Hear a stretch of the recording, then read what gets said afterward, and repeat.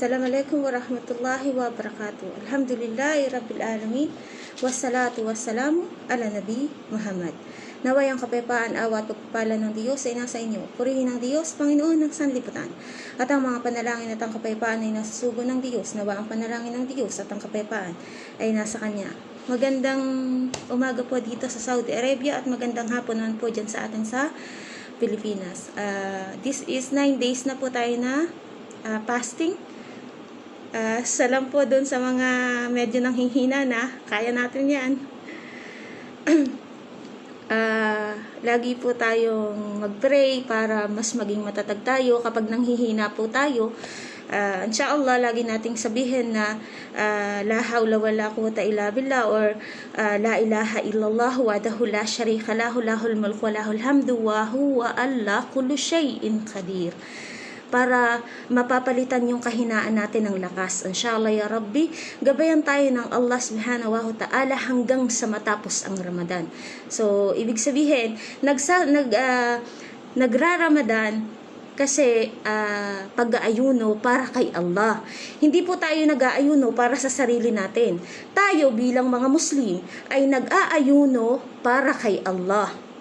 Ngunit ang magiging gantimpala natin na ipagkakaloob ng Allah ay kung tayo ay gaano katatag nagsasalita ng mga dikir, gaano tayo karami pumupuri sa Allah subhanahu wa ta'ala habang tayo'y nagra-Ramadan, subhanallah, habang tayo'y nagpa-fasting. So ibig sabihin, yung ating pag-aayuno hindi po sa ating sarili.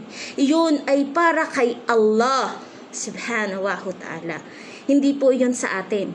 So, ibig sabihin, ang sa atin lang at ang magiging gantimpala natin at magkakaroon tayo ng gantimpala, yun ay ang mga salitang papuri kay Allah subhanahu wa ta'ala kasama ng mga pagsasadaka o pagbibigay ng mga tulong sa iba, sa kapwa o kanino man, kasama ng pagbabahagi ng bawat kabutihang salita ng Allah subhanahu wa ta'ala.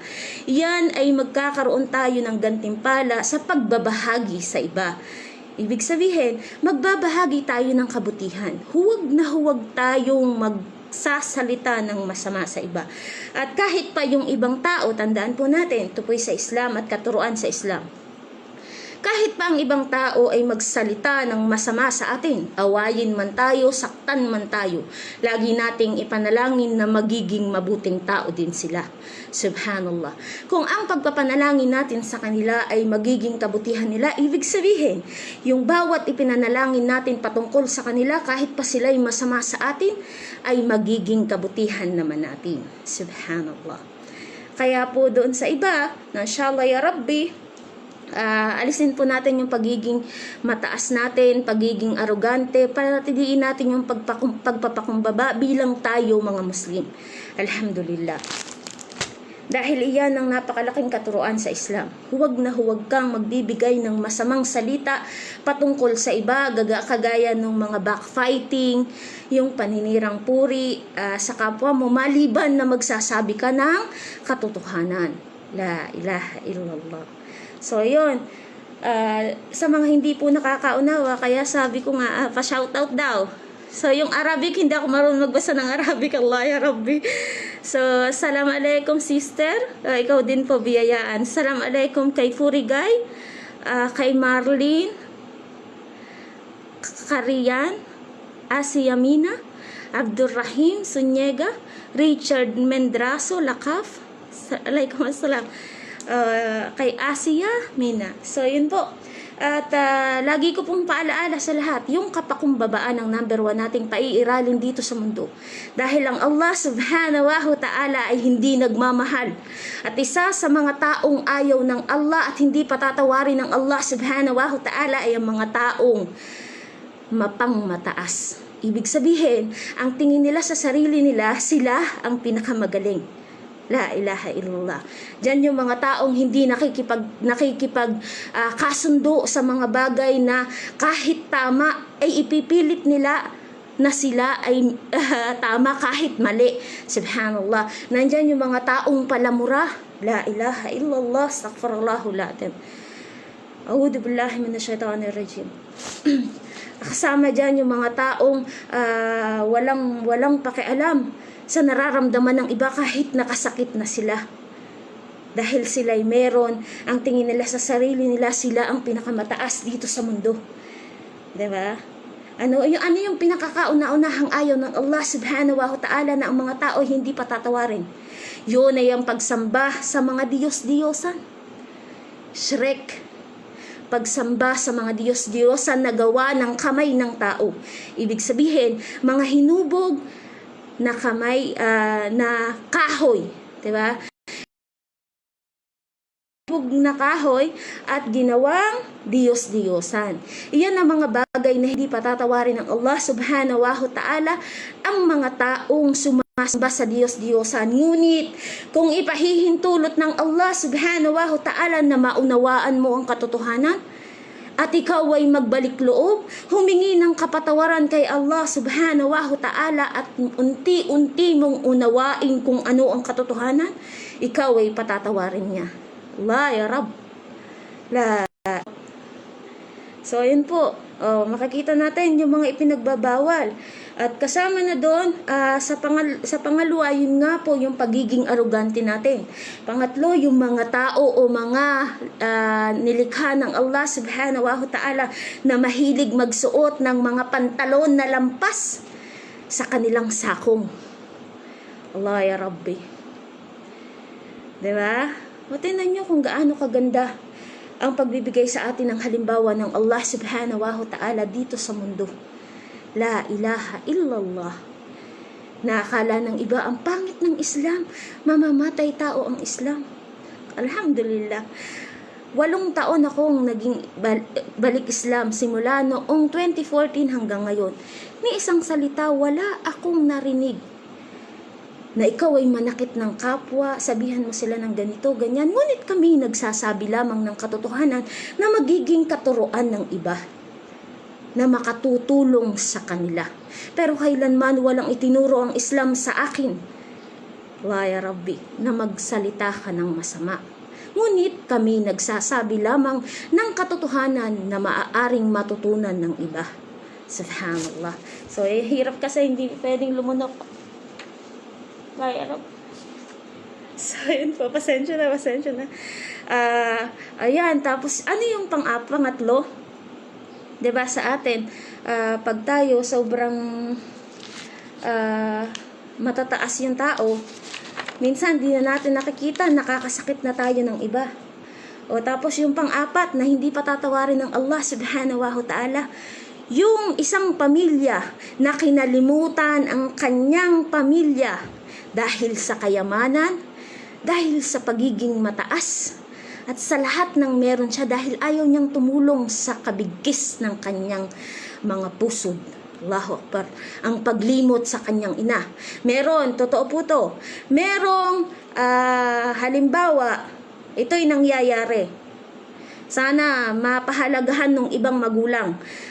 Merong nagiging halimbawa dito yung mga nakakalimot na mga anak sa kanilang magulang o sa kanilang mga kapatid, sa kanilang mga pinsan, sa kanilang kamag-anak dahil kanino? Dahil sa asawa, sa mga asawa. La ya Rabbi, totoo po to. Dahil sa pakikinig sa asawa, huwag kang tumulong dyan. Hayaan mo sila, magkusa sila. Hindi. Kung may kakayahan tayong tumulong, hayaan nating mas mapalipit tayo sa kanila. Bakit? Ang pagtulong natin sa bawat isa na kapamilya natin ay magiging biyaya natin na ipagkakaloob ng Allah. Ngunit kung ikaw na may kakayahan at merong kayamanan, madamot ka, hindi kinalulugdan ng Allah ang mga taong nakakalimot sa pamilya. Subhanallah. Yan po ay katuruan sa Islam.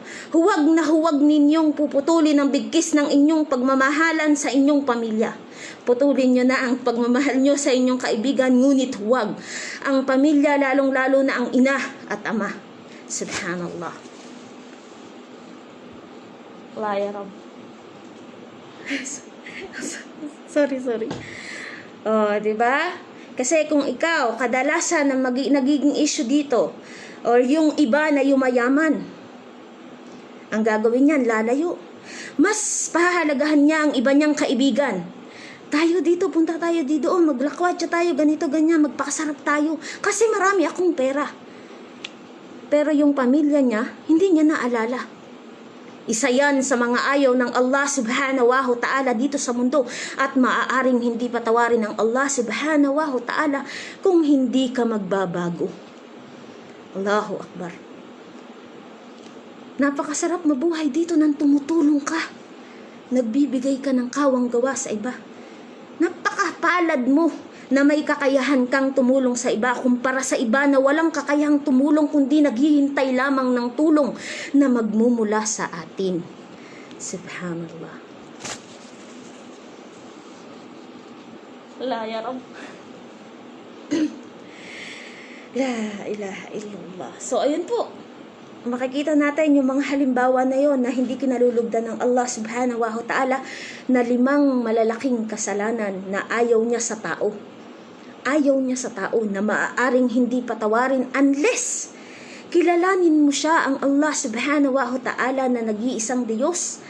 Hindi siya nagkaanak at hindi rin siya ipinanganak at walang anuman ang sa kanya ay maihahalin tulad. La ilaha illallah. Diba?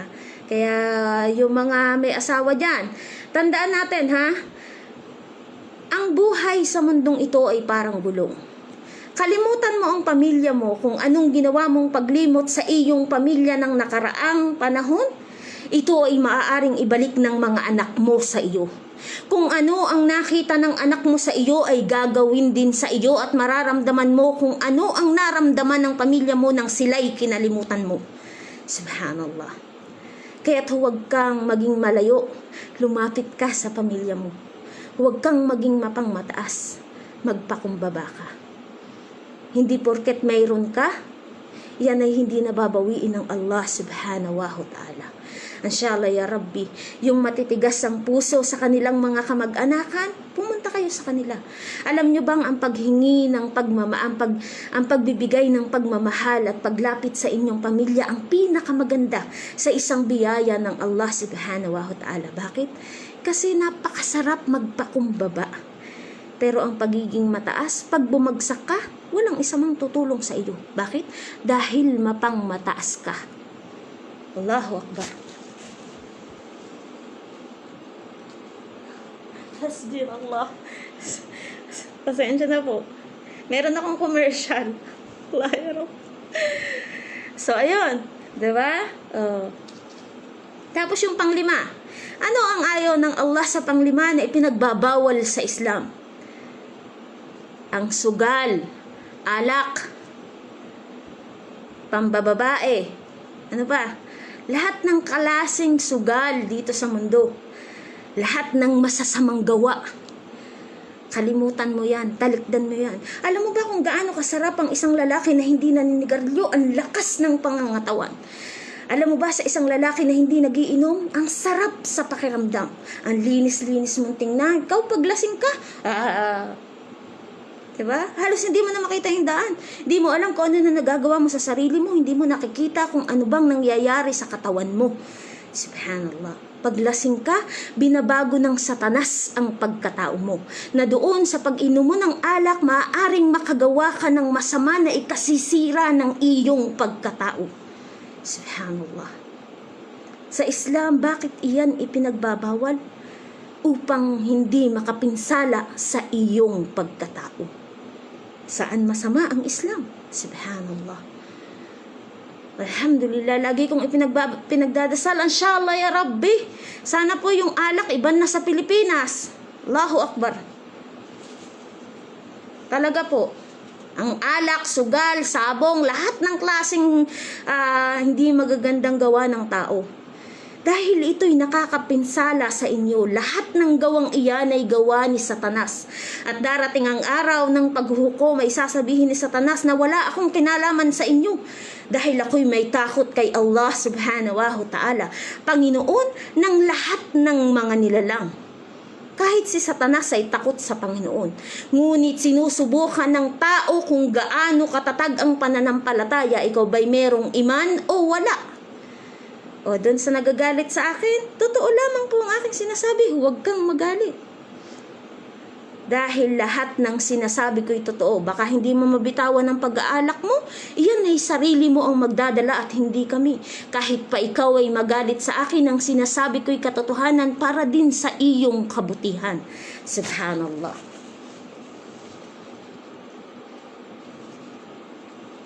Tsaka kami sa Islam, hindi kami namimilit sa inyo, ngunit kami nagpapahayag ng kung anong makakabuti at makatutulong lamang sa inyo. Kung ayaw nyo, sabi nga, di ba? Katotohanan ang sabi ni Allah, kung sino man ang magnais, hayaan siyang manampalataya. At kung sino man ang magnais, hayaan siyang huwag manampalataya. At ang Allah ang magbibigay ng kaparusahan sa mga taong hindi nakaalaala sa Kanya. La ya Rab. Walang masama ang kasabihan ng mga Muslim dahil lahat ng sinasabi ng mga Muslim ng Islam ay totoo. La ilaha illallah. Bakit kami nag-i-invite? Bakit kami nagbibigay ng pahayag? Para malaman ninyo kung anong kabutihan ng nilalaman ng Quran. Subhanallah. La ilaha illallah. So, ayun. Allah ya Rab. Allah ya Rab. Medyo mahirap talaga. Pero sabi ko nga, tagal ko na kasi hindi nag-video. Halos 2 linggo ata. So, humihingi po ako ng pasensya. So, ito po. Babasahin ko lang po. Yun po yung 5 na ayaw ng Panginoong Allah subhanahu wa ta'ala sa atin. At maaaring tayo hindi patawarin ng Allah subhanahu wa ta'ala.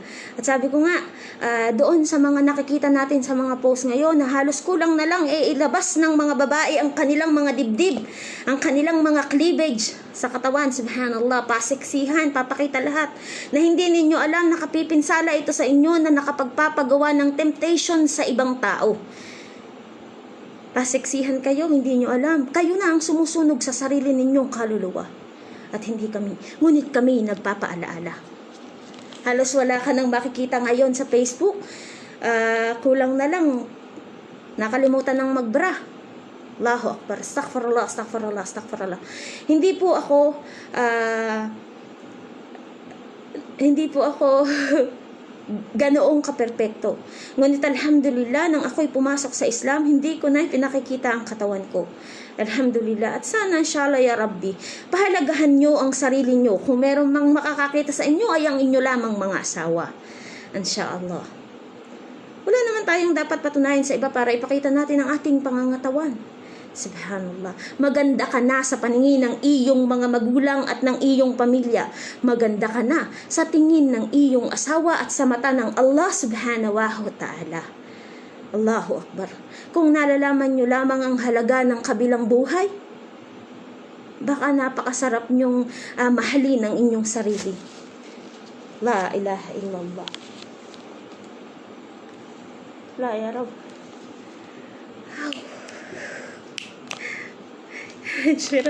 Allah ya Rab.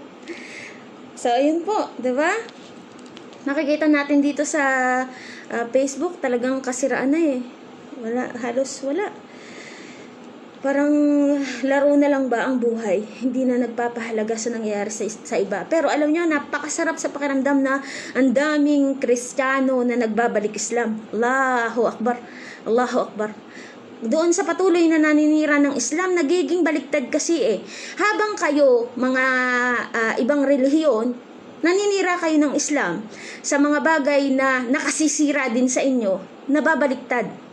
Kasisira ninyo sa amin na mga Muslim, or kami, mga balik Islam, ang nangyayari, mas maraming pumapasok sa Islam. Bakit? Kung titingnan nyo ang mga debate, or yung mga nasa group, karamihan doon ng mga Christian, hindi naman po lahat ha, marami pa rin Christian ang higit na nakakaunawa at nakakaintindi ng kung anong kabutihan na kumpara sa masama. Merong ibang Katoliko or ibang relihiyon na kung magsalita ng masama sa Islam, okay po. Pero ang nangyayari, may mga Katoliko din na nagtatanggol sa amin. Bakit? Kasi hindi kami nagsasalita ng masama, yung pagmumura o kung ano man na gawa ng iba, yung salitang kalye. Ano yan? Kapag nahuhuli na siya na mali yung mga post niya, Ayan na, nandyan na yung ibablock kami, nandyan na yung magmumura siya. Yun ang panlaban niya. Pero alam nyo ba, sa pagmumura ninyo, ito ay nakasisira sa inyo at hindi sa amin. Bakit? Sa bawat pagmumura ninyo, ito ay bumabalik din sa inyo, hindi sa amin. Subhanallah. Ngunit kami ay mananatiling magdadasal ng kabutihan sa inyo kahit pa naninira kayo sa Islam. Yan ang katuruan sa Islam. Kahit pa sino ang manlibak sa amin, ibabalik pa rin namin sa inyo ay kabutihan. Subhanallah. Bakit?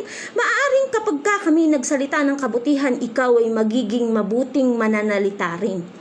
Diba? Kakaligtaan mo yung ginagawa mo. Oo nga, bakit ba ako nagmumura? Oo nga, bakit ba ako nagsasalita ng ganito? Oo nga, bakit ba nakikipagtalo ako sa ganito? Dapat ipahayag ko na lang ang kabutihan ng relihiyon ko.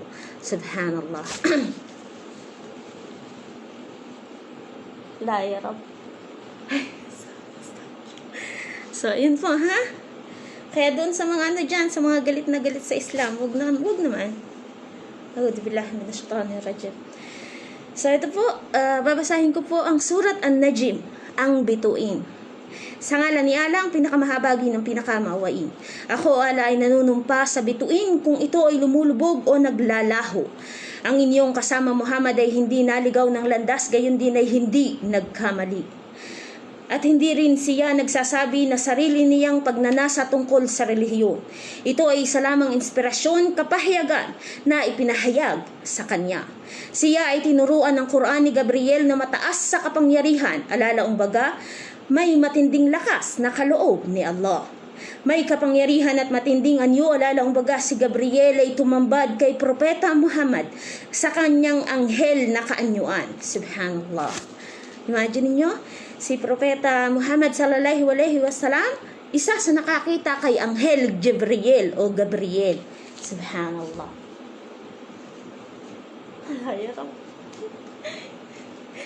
Haba ng commercial ko. Asensya na po. So, yun.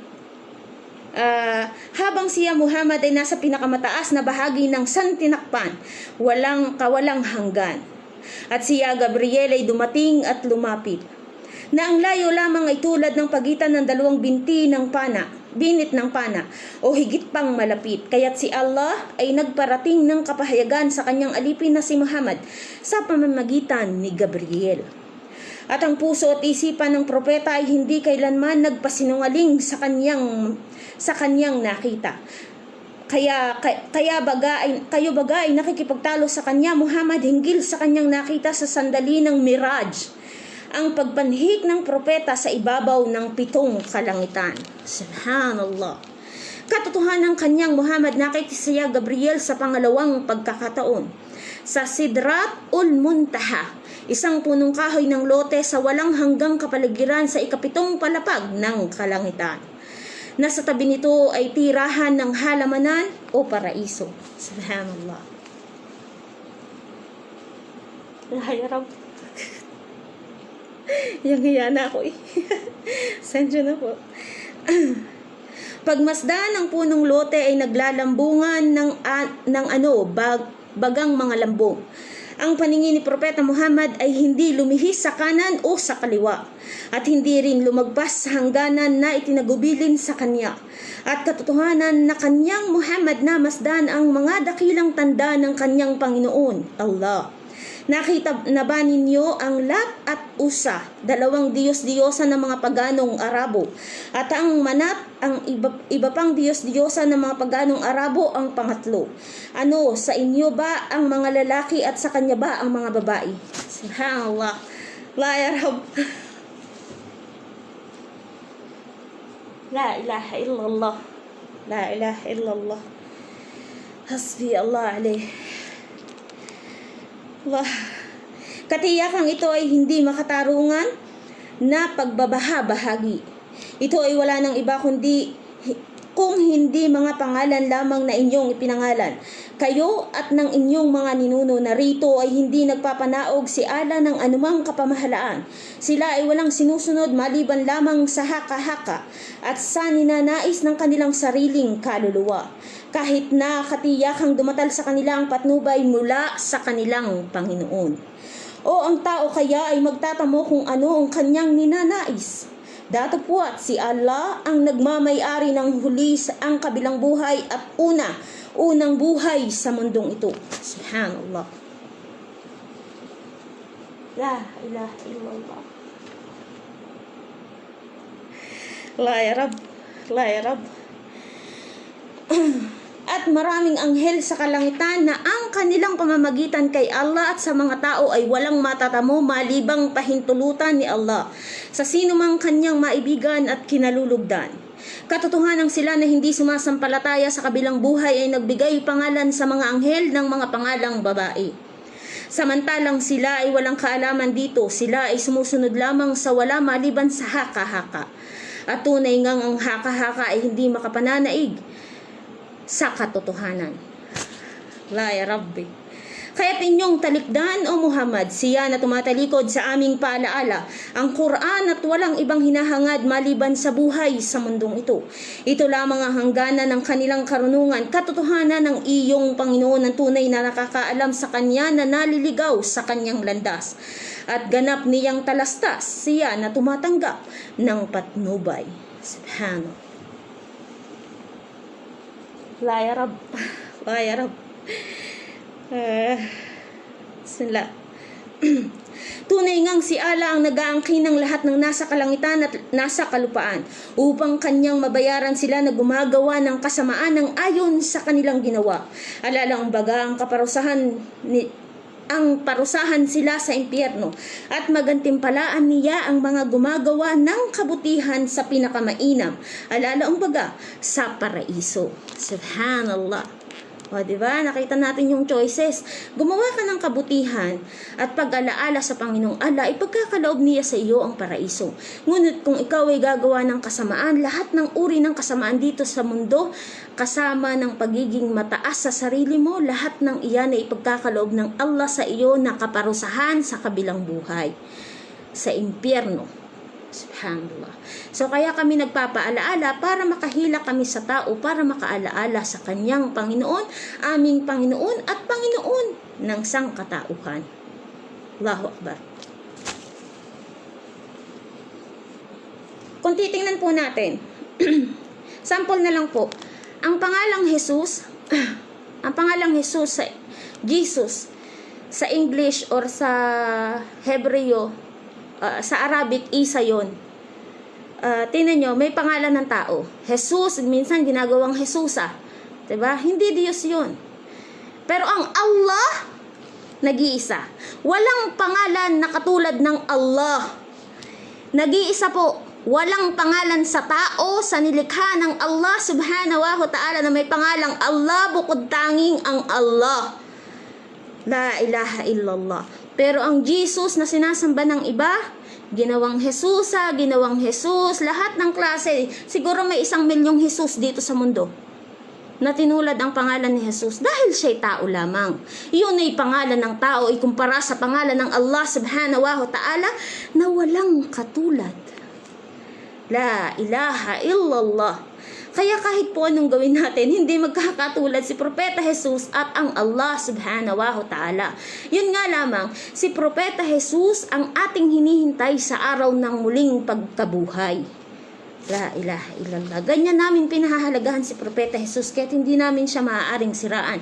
Sinasabi lamang namin ng katotohanan na siya ay mananatiling tao, propeta at mensahero ng Allah subhanahu wa ta'ala. Oh, come on. La ilaha illallah. Subhanallah. So, ayan ha, isipin niyo po. Imagine lang po, yung pangalang Allah, isa lang yan. Si Allah lang yan, ang mga Muslim. Sa Aramaic, kay Propeta Jesus, ang pangalan sa kanya, ang tawag sa kanya ni Propeta Jesus ay Eli. Eli. Eli po. Iyon po yung salitang Aramaic. Para po inyong maunawaan. So, sa Islam, sa Arabic, ang tawag po namin ay Allah. Sa Tagalog, Panginoon. Panginoon. Hindi po Hesus Kristo. La ya Rabbi. Sila na umiiwas sa mabibigat at karumal-dumal na kasalanan, bawal na pakikipagtalik, gawaing malalaswa maliban sa maliliit na pagkakamali. Katotohanan ng inyong Panginoon ng tigib na sa pagpapatawad. Kayo ay ganap niyang talastas ng kayo ay kanyang nilikha sa kalupaan at nang kayo ay nakatago pa sa sinapupunan ng inyong ina. Allahu Akbar. Kaya't huwag ninyong pananganan ang inyong sarili na dalisay. Ganap niyang batid siya na may pangangamba kay Allah at nagpapanatili ng kanyang tungkulin sa kanya. Napagmamasdan mo ba o Muhammad siya na tumatalikod sa Islam? O yun po, dun sa mga tumatalikod sa Islam. Hindi po kayo magiging kawalan sa Islam, kundi papalitan kayo ng Allah subhanahu wa ta'ala ng mas higit at mas marami ikumpara sa iyo na nag-iisang umalis sa Islam. Hindi nangangailangan ng Islam sa iyo, ngunit ikaw na umalis sa Islam ang nangangailangan ng Islam. Subhanallah. Parang tayo bilang tao, hindi tayo kailangan ng Allah. Ngunit ang Allah subhanahu wa ta'ala ay kailangan natin bilang tayo alipin niya. Kahit isa sa atin, walang pangangailangan ng Allah subhanahu wa ta'ala dahil lahat ng meron dito sa mundo ay nagmula sa Kanya. Allahu Akbar. La ilaha illallah. Subhanallah ya Rabbi. Oh. Ayan, diba? Allah ya Rabb. Bismillah. Na nagbibigay ng karampot at pagkatapos ay huminto sa pagbibigay. Mayroon ba siyang kaalaman ng mga nalilingid upang kanyang mamalas? Hindi ba niya batid kung ano ang nasa kasulatan ni Moises? Subhanak. Ano ba yung kay Moises? Yung kay Moises po ay Torah.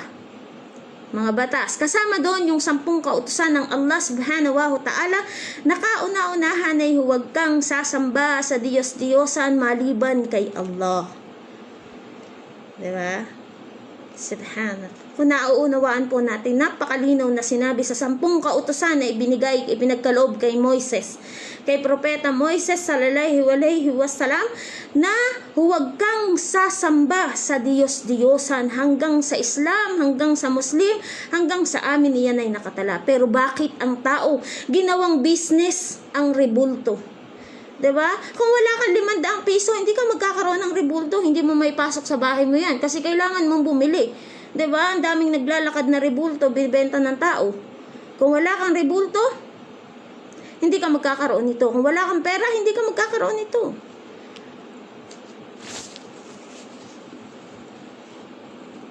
La ya Rab, la ya Rab.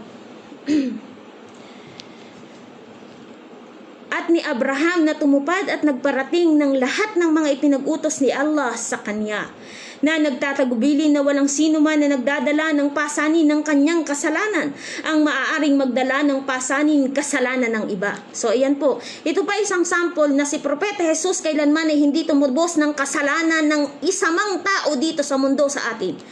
Diba? Hindi niya nga naipagtanggol ang sarili niya eh. Paano pa niya matutubos ang utang mo? Ang gawa mo dito sa mundo.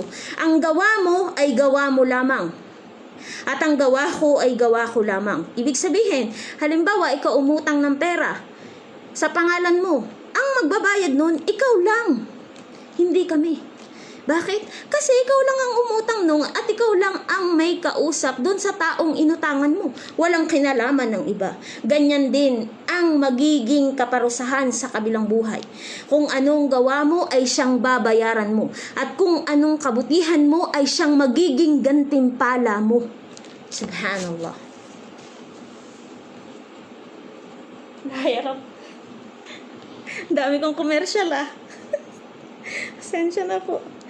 Subhanallah. So, ayan kaya sabi ko, hindi kailanman tinubos ni Propeta Jesus ang kasalanan ng tao. Kung imagine natin, inakala nyo na nga siya na pinarusahan Pinarusahan na nga, hindi na nga niya. Paano nyo sasabi na tinubos ni Propeta Jesus ang kasalanan nyo? Hindi naman, pati yung nang rape, si Propeta Jesus ang tumubos. Astaghfirullah. Nagnakawang iba, si Propeta Jesus ang tumubos. Dubillah minasyaitanir rajim. Ako'y nagpapakupkap sa Panginoon na isinumpang Satanas. Kung isipin natin, ang gawa nila ay hindi natin maaaring tubusin dahil sarili mong kaluluwa ang tutubos nito, ultimong maliit na atomo na singliit ng langgam. Allahu Akbar. Sino kayo nagbibilang ng ano ko? ng commercial ko? Wire. So, diba? Ayun. Kaya wag nating isipin na tinubos ni Propeta Jesus ang kasalanan natin. Nobody does. Walang kahit sino sa sarili natin. Kahit magulang natin, doon sa nagpipinitensya ha, ano ang sasabihan ko lang kayo, nagpipinitensya kayo, iniuutos ng pare, ng Katoliko na magpinitensya kayo. May nakita ba kayong pare na nagpinitensya? Wala. Wala kayong nakitang pare na nagpinitensya, nagpahampas, nagpaturok, wala, nagpahiwa sa likod, wala. Dahil ang gawang yun ay gawa ng mga Hudyo na ayaw kay Propeta Jesus nang siya ay nagpapahayag ng mabubuting salita na ipinagutos ng Allah subhanahu wa ta'ala. Nasaan ang pare? Tuwing dumarating ba ang Semana Santa, may nakita kayong isang pare na nagpapalo sa likod? Wala. Pero kayo bilang tao na tagasunod ng mga pare ang sumusunod sa kanila. Allahu Akbar. La ilaha illallah. Pag-isipan niyo pong mabuti. Ihalimbawa nyo, sinasabing kautusan ng pagpipinitensya kada taon, alhamdulillah sa Islam hindi. Ikaw ay mag-aayuno sa buwan ng Ramadan. Yun lamang. Pero yung saktan mo ang sarili mo, yun po'y kasama ng gawa ng mga Shia o Daesh. Hindi po sa Sunni Islam. Alhamdulillah. Magkalayo po. Hindi po yun magkakatulad kailanman dahil sa amin, Sunni Islam, hindi ipinagtuturo na magpinitensya ang tao, ngunit ipinahihintulot na mag-ayuno. La ilaha illallah. Napakagandang katuruan. Subhan. Bismillah. Na ang tao ay walang mapapakinabang maliban lamang sa kanyang pinagsusumikapan na mabuti o masama. Subhanallah. At ang bunga ng kanyang pagsisikap, mga gawa ay malalantad. Kaya't siya ay gagantihan ng ganap sa pinakamainam na kabayaran. At sa iyong Panginoon ala ang huling hantungan, ang pagbabalik ng lahat. At siya ala ang nagkakaloob sa sino mang kanyang maibigan ng halakhak at nagkakaloob sa sino mang kanyang maibigan ng luha. La ilaha illallah. At siya ala ang nagpapapangyari na gagawad ng kamatayan at buhay. At siya ala ang lumilikha ng pares, lalaki at babae. O ayan, nakalagay din po sa Biblia ninyo na ang babae ay para sa lalaki. Ang lalaki ay para sa babae. Napakasakit po sa iba na LGBT na merong karelasyon. Ngunit ito'y totoo. Ito po'y para din sa kabutihan nyo. Wala kami magagawa kung iyan ang puso nyo, pero alam natin sa sarili natin na ito'y malaking kasalanan dahil nilikha tayo ng tao, nilikha tayo ng Allah subhanahu wa ta'ala bilang alipin niya na ang kapares ay babae sa babae, babae sa lalaki, lalaki sa babae. Kung gagawin natin na tayo papatol sa babae, lalaki sa lalaki, mas masahol pa tayo sa hayop. Bakit? Dahil ang hayop alam niya kung saan siya papatol. Ang lalaki pumapatol o nakikipagniig sa babae lamang, hindi sa kapwa niya lalaking hayop. Imagine niyo yun? Alam natin sa sarili natin kung ano ang tama at mali. Oo nga't pinagkalooban tayo ng Allah subhanahu wa ta'ala ng puso. Ngunit sana ay lubusan niyong maunawaan kung ano ang nakatala sa inyong binabasang kasulatan. Ako'y nagpapahayag lamang ng isang salita na masakit sa katotohanan na kailangang tanggapin ng sangkatauhan na hindi nakakaunawa ng Quran. Yun po yung nakatala sa Quran. Nilikha tayo dito sa mundo ng pares, babae sa lalaki, lalaki sa babae. Subhanallah. Kahit ang punong, halimbawa sa dates, sample ko po ha, ang punong dates, kung iyan ay tumubong lalaki, hindi yan magkakabunga. Okay po? Halimbawa ko ha. Kapag may punong babae, ang punong babae, buyang-yang ang bulaklak niyan. Ibig sabihin, meron siyang parang mga bulaklak. Kapag ka tumubo na ang bawat isa at lumaki na siya, Meron yan tutubong parang bulaklak. Ang bulaklak ng lalaki o ang tinatawag na nakla, ang nakla ng lalaki ay nakaikom. So, kailangan mong pumutol sa nakla ng lalaki at itatag-up mo sa nakla ng babae para si babae ay manganak, magkabunga. Kung hindi mo itatag-up or itatali ang nakla ng lalaki o bulaklak ng lalaki 3 piraso sa nakla ng babae, hindi mo siya itatali, ibig sabihin hindi magbubuntis or hindi magkakaroon ng bunga ang dates o datiles. Okay po, hindi po siya manganganak, yung tamar, hindi po siya magkakaroon ng bunga. Kung hindi mo itatag-up yun o itatali sa lalaki papunta kay babae. Kailangan mong pumutol sa nakla ng lalaki na 3 pirasong nakla na parang irok. Nakita niyo yung parang irok, kung sa nakakaintindi ng irok, meron yung parang bulaklak na mga nakaganyan. Merong, ang lalaki, hindi siya nakabuka. Ang babae, ang bulaklak niya ay nakabuka. So, dapat pagtatag-upin yun para magkaroon ng bunga. Para ding babae at lalaki. Kung hindi ka makikipagniig sa kapwa mo sa babae at lalaki, hindi ka magkakaanak. La ya Rab. Para ding sa hayop yan.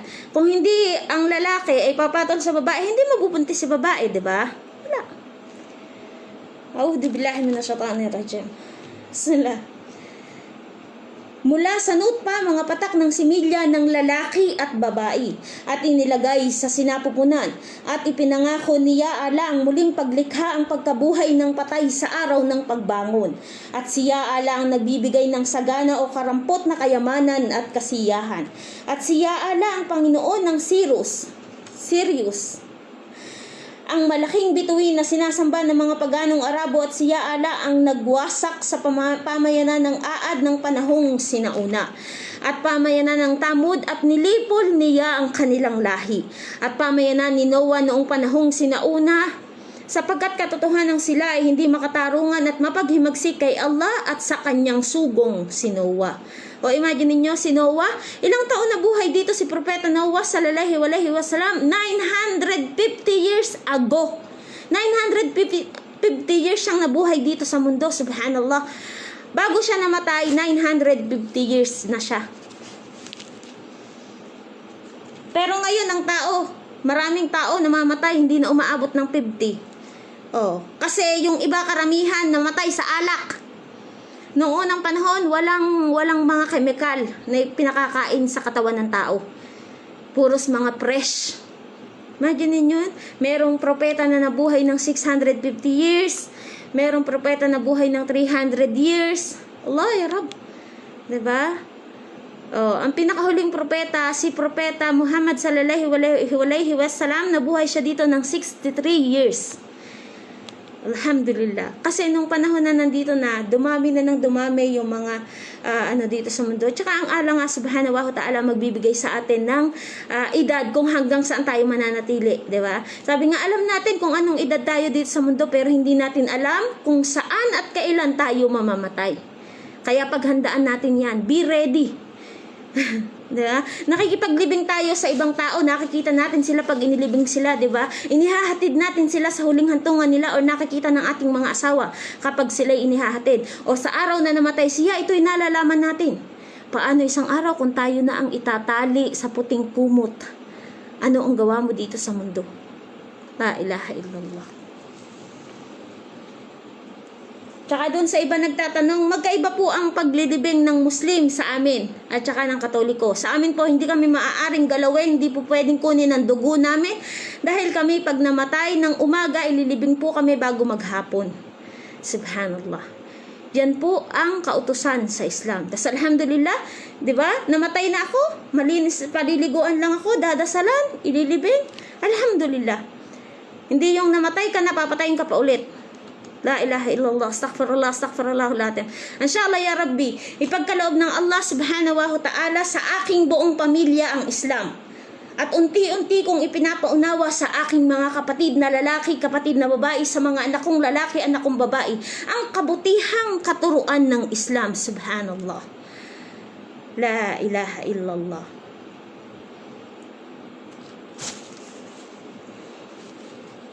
Allahu Akbar. Allah. A'udhu billahi minasyaitanir rajim. At kanyang winasak ang isinumpang lungsod ng Sodom na pinagsuguan kay Lut. Sa ano ba yung kay Lut? Yung kay Lut, yun yung binaligtad na kalupaan sa Palestine o Dead Sea. Yun po yung pumatol ang lalaki sa lalaki, babae sa babae nung sinaunang panahon. At ang Allah subhanahu wa ta'ala, Panginoon ng sangkatauhan, ay nagbigay ng kaparusahan. Nagpaulan siya ng bato. At yung kalupaan sa Palestine ay binaligtad ng Allah subhanahu wa ta'ala. Yan ang ibinibigay na kaparusahan. Kung nauunawaan lamang ng iba kung ano ang mga nangyari ng panahong sinauna at pinahahalagahan nyo ito, inshallah ya Rabbi, baka isa na kayo sa magiging katulad namin na nagpapahayag ng kung ano ang bagay na makakabuti sa iba. La ilaha illallah. Sino nagbilang ng aking commercial? Allah. Subhanallah. La ilaha illallah.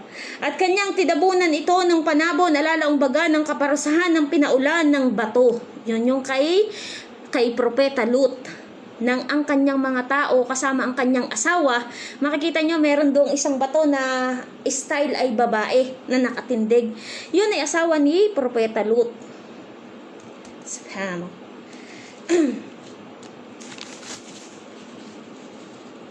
Oh, dibillah. Hiyang-hiya na ako eh. Liar. Bismillah. Kaya talin sa mga biyaya ng inyong Panginoon o tao ang inyong pag-aalinlangan. Siya Muhammad ay isang tagapagbabala, sugo sa mga kawing ng mga tagapagbabala, mga sugo noon pang panahong lumipas. Ang sandali ng araw ng muling pagkabuhay ay papalapit na. Wala nang iba pa maliban kay Allah ang makahahadlang dito o makapagpapauna rito o makakaantala rito. Kayo baga ay magsisipamangha sa ganitong pagdalit ng Quran. At kayo ay tumatawa rito at hindi nananangis. Allahu Akbar. Bismillah.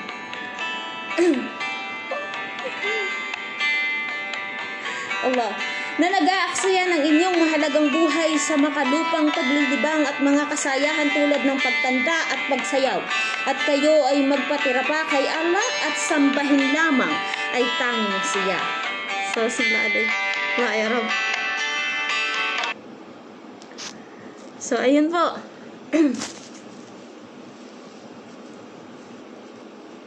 Kaya po paalala ko sa lahat, kung inyong naunawaan nyo, napakagandang pahayag ko para po sa atin yun. At ulitin ko po, hindi po kami against kung ano man ginagawa mo. Kasi kung ano man ang ginawa mo sa sarili mo lang ang mananagot niyan.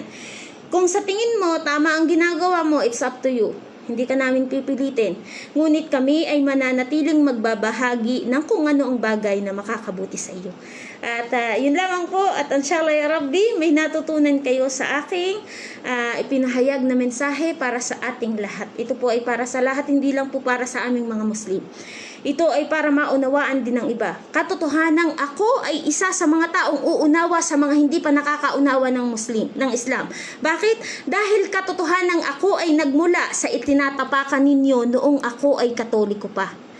At inshallah ya Rabbi, isa kayo sa tatapak sa tinatapakan ko ngayon. Yun lamang po. At maraming salamat po. Jazakallah khairan.